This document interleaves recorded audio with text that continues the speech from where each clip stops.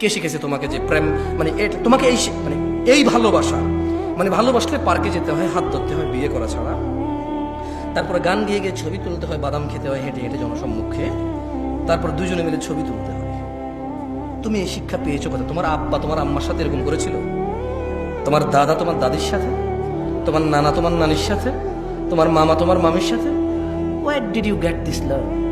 What did you learn this? তুমি শিখছো কোথায়? এটা কে শিখেছে তোমার বলতে পারো? মানে এটাকে ভালোবাসা বলে, এটা কে শিখেছে তোমার?